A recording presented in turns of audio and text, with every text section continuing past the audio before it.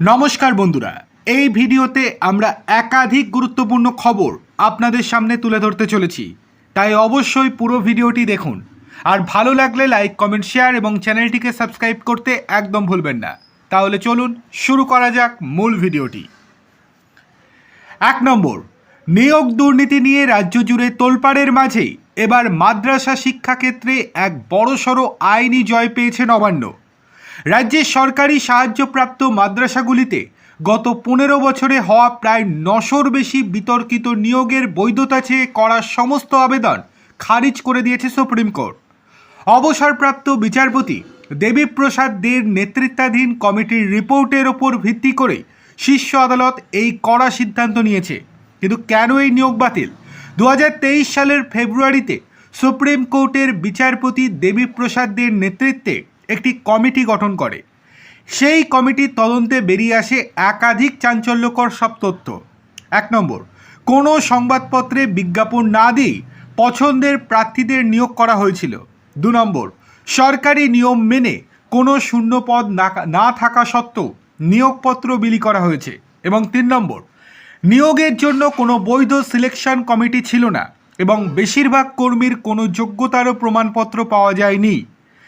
বাম আমলে পাশ হওয়া ওয়েস্ট বেঙ্গল মাদ্রাসা সার্ভিস কমিশন অ্যাক্ট নিয়ে দীর্ঘ 1.5 দশক ধরে আইনি লড়াই চলে। আদালত অতীতে এই আইনকে বৈধ ঘোষণা করলেও 2 আদালতের রায়ের মধ্যবর্তী সময়ে হওয়া নিয়োগগুলির বৈধতা নিয়ে প্রশ্ন ওঠে। সেই সূত্রে 900 জনের বেশি কর্মী নিজেদের চাকরি স্থায়ীকরণের দাবিতে সরব হন, কিন্তু আদালতের রায় তাদের সেই দাবি খারিজ হয়ে গিয়েছে। সুপ্রিম কোর্টের এই রায়ের ফলে সরকারি অনুদানপ্রাপ্ত প্রতিষ্ঠানের স্বচ্ছতার ওপর জোর দিল আদালত। সংখ্যালঘু বিষয়ক ও মাদ্রাসা শিক্ষা দপ্তরের দাবি, যে সমস্ত ক্ষেত্রে গুরুতর জালিয়াতির প্রমাণ মিলেছে সেক্ষেত্রে ইতিমধ্যেই থানায় এফআইআর দায়ের করার আইনি প্রক্রিয়া শুরু হয়ে গিয়েছে। তাদের বিরুদ্ধে কঠোর থেকে কঠোরতর শাস্তির ব্যবস্থা করা হবে। এই রায়ের ফলে রাজ্যের রাজকোষ থেকে অনৈতিক খরচের চাপ কমবে বলে মনে করছে বিশেষজ্ঞ মহল। পাশাপাশি সংখ্যালঘু শিক্ষা প্রতিষ্ঠান হলেও সরকারি অনুদান নিতে গেলে যে নিয়ম ভাঙার কোনো সুযোগ নেই, এই রায় তা স্পষ্টভাবে বুঝিয়ে দিয়েছে। এবার চলে আসি পরের গুরুত্বপূর্ণ খবরে। পশ্চিমবঙ্গের পুলিশ প্রশাসনে বড় রদবদল, একযোগে আইপিএস পর্যায়ে বড় রদবদল। আর এই বদলের তালিকায় উল্লেখযোগ্য নাম সুপ্রতিম সরকার, ছিলেন গোয়েন্দা প্রধান। তাকে গুরুত্বহীন টেলিকমিউনিকেশন দপ্তরে এবার বসিয়ে দেওয়া হলো। টেলিকমিউনিকেশন দপ্তরের এডিজি পদে বসলেন সুপ্রতিম সরকার। অর্থাৎ হাত পা যে বেঁধে দিল নতুন রাজ্য সরকার, সেটা আর বলার অপেক্ষা রাখে না। 2026 সালের 31শে জানুয়ারি তিনি কলকাতা পুলিশের 43তম কমিশনার হিসেবে দায়িত্ব গ্রহণ করেন। তবে বিধানসভা নির্বাচনের নির্ঘণ্ট ঘোষণা হওয়ার পর নির্বাচন কমিশনের নির্দেশে তাকে ওই পদ থেকে সরিয়ে দেওয়া হয়েছিল। 2026 সালের এপ্রিল মাসে সুপ্রতিমকে তামিলনাড়ুর বিধানসভা নির্বাচনের অবজারভার হিসেবে পাঠানো হয়। পরে তাকে সিআইডির এডিজি হিসেবে নিয়োগ করা হয়। আজকের নির্দেশিকা জারি করে তাকে একেবারে গুরুত্বহীন টেলিকমিউনিকেশনে পাঠিয়ে দেওয়া হলো। মমতা ঘনিষ্ঠ, একদা রাজীব ঘনিষ্ঠ বলে পরিচিত সুপ্রতিম, সেই কারণেই কি এই অপসারণ? প্রশ্ন ঘুরছে পুলিশ মহলেই। চলে আসি পরের গুরুত্বপূর্ণ খবরে। এবার বড় সড় সিদ্ধান্ত রাজ্য সরকারের। কি সিদ্ধান্ত? চলুন দেখে নেওয়া যাক। তৃণমূল আমলে 2011 থেকে 2026 সালের মে মাস পর্যন্ত যাবতীয় প্রাতিষ্ঠানিক দুর্নীতি এবার আতশ কাচের নিচে। এই সব দুর্নীতির অভিযোগের তদন্ত করতে এবার কমিশন গঠন করল বিজেপি সরকার। কমিশনের শীর্ষে রয়েছেন কলকাতা হাইকোর্টের অবসরপ্রাপ্ত বিচারপতি বিশ্বজিৎ বসু। এই কমিশন শুধু দুর্নীতির তদন্তই করবে না, ক্ষমতার অপব্যবহার করে গ্রেপ্তার, মিথ্যা মামলায় ফাঁসানো হলে অভিযুক্তদের বিরুদ্ধে এফআইআর রুজু করা এবং তাদেরকে গ্রেপ্তার করার সুপারিশও করবে। রাজ্য ও কেন্দ্রের বিভিন্ন প্রকল্পের আড়ালে সরকারি অর্থ নয়ছয় হয়ে থাকলে তা কিভাবে উদ্ধার করা যায় তাও খতিয়ে দেখবে তারা। কোনো ব্যক্তি যদি সরকারি কোনো অফিসারের প্রভাবে কোনো বেআইনি কাজে যুক্ত থাকেন, তবে তাকেও তদন্তের আওতায় নিয়ে আসা হবে। প্রয়োজনে তলব করা হবে, এমনকি গ্রেপ্তারও করা হতে পারে। কেন্দ্র তদন্তকারী সংস্থা যুক্ত রয়েছে এমন মামলা ছাড়া বাকি সব দুর্নীতির তদন্তই করছে কমিশনের আওতায়। কমিশনের নজরে থাকবে শিক্ষা, স্বাস্থ্যক্ষেত্র, মেডিকেল শিক্ষা, খাদ্য ও সরবরাহ, আমফান সহ বিভিন্ন বিপর্যয়ের সময় ত্রাণ বিলি, 100 দিনের কাজ, মিড ডে মিল, পুরসভা ও পঞ্চায়েতের নিয়ন্ত্রণে থাকা ক্ষেত্র, আবাসন, মৎস্য, পূর্ত, জমি, জিটিএতে ওঠা দুর্নীতির অভিযোগগুলি।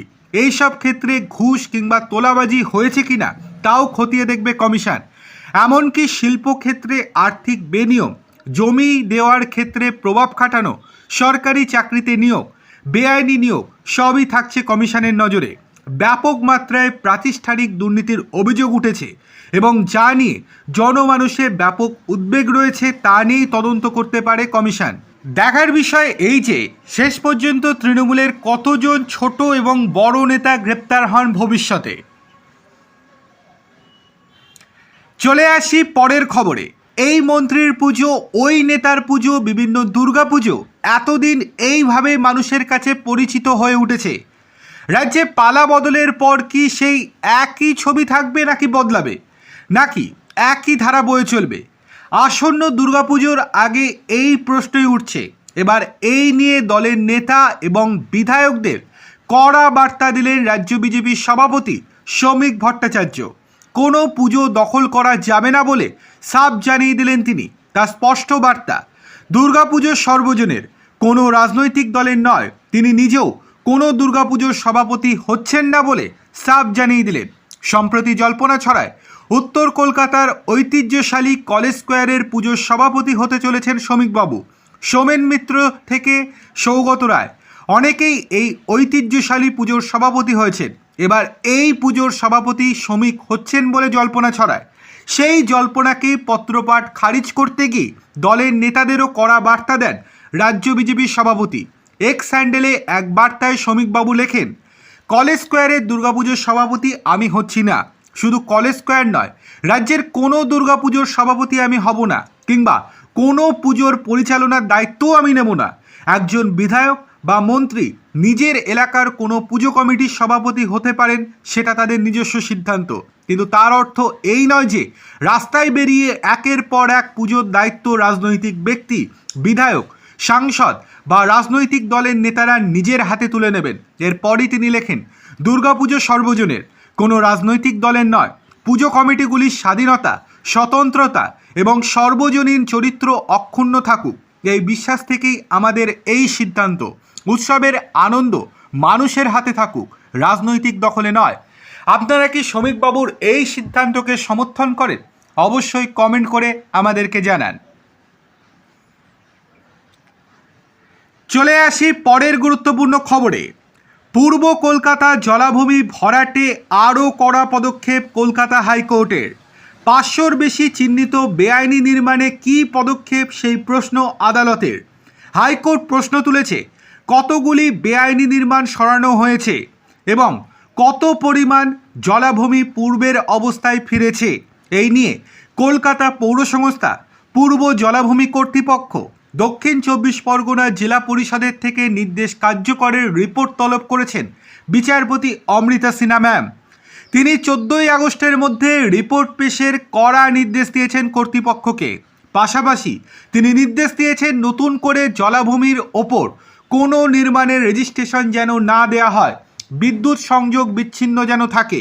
পাশাপাশি আদালতের আরও পর্যবেক্ষণ, নিচু স্তরে বোঝাপড়া না থাকলে এমন কাজ হতে পারে না। এই নিয়ে রাজ্যের অতিরিক্ত অ্যাডভোকেট জেনারেল বিল্লোদ্দল ভট্টাচার্য জানান, নতুন সরকারের নীতি জিরো টলারেন্স। পাওনিয়ার সিটিকে বাঁচাতে সব রকম তৎপর রাজ্য সরকার। প্রসঙ্গত, হাওড়া পুরসভার বেআইনি নির্মাণ মামলায় কলকাতা হাইকোর্টের বিচারপতি দেবাংশু বসাক এবং বিচারপতি ঋতব্রত কুমার মিত্রের ডিভিশন বেঞ্চ তাদের পর্যবেক্ষণে জানিয়ে দিয়েছিলেন, অবৈধ নির্মাণে ফ্ল্যাট কিনলে ক্রেতা অতিরিক্ত আইনি সুরক্ষা পাবেন না। ফ্ল্যাট বিক্রেতার চেয়ে তার আইনি অধিকার বেশি হতে পারে না। যাই হোক, এবার কয়েকটি ছোট ছোট খবর আপনাদের সামনে তুলে ধরতে চলেছি। সন্দীপন সাহার বাড়িতে গতকাল রাতেই গিয়েছিলেন মদন মিত্র, সেখানে তার সঙ্গে দেখা হয়নি। তারপর ফোনে কথা হয় তাদের মধ্যে। তাহলে কি এবার মদন মিত্র ভালো তৃণমূলপন্থী হতে চলেছেন, অর্থাৎ ঋতব্রতপন্থী তৃণমূল হতে চলেছেন? সেটাই এখন দেখার। অন্যদিকে অনুব্রত মণ্ডল হাইকোর্টে ছুটেছেন রক্ষা কবচের জন্য। ইটভাটার মালিকের সঙ্গে তার গণ্ডগোলের খবর আমরা জানিয়েছিলাম। কয়েক লক্ষ টাকার ইট হাতিয়ে নিয়েছিলেন অনুব্রত মণ্ডল।